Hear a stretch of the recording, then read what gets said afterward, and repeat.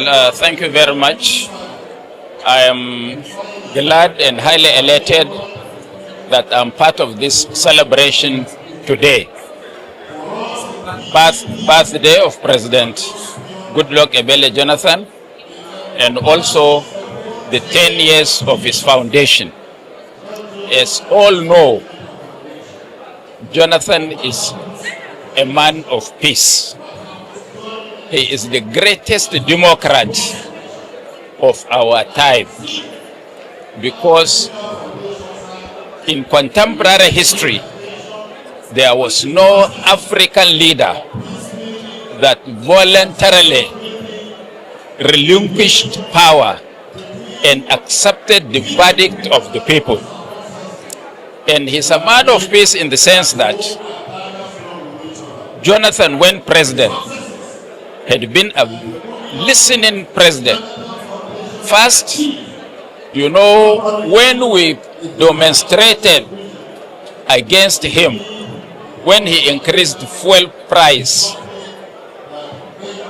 in his own magnanimity as a Democrat, he listened to the voices of the electorates and withdrew that increase. You also know that Jonathan, as president, was to conduct elections in 2015.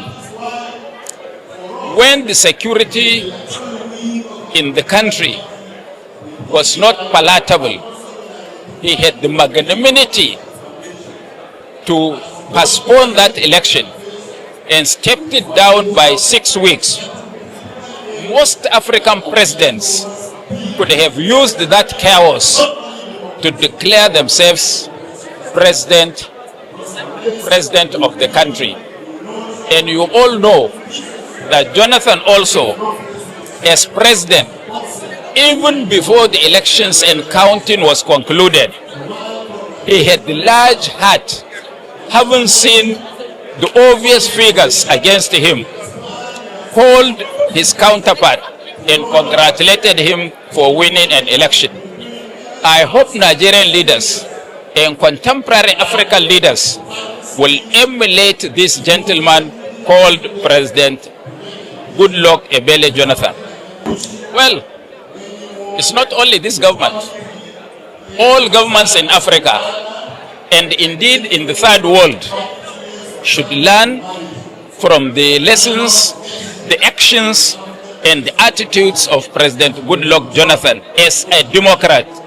And since he left public office, you know and I know that he has never rested, because Africans and indeed the third world had called for his counsel and had called for his genuine neutrality in supervising elections across Africa. I want to assure you that anybody that thinks he can pocket the opposition by forcing governors and senators to join him to win election, the man is living in wilderness.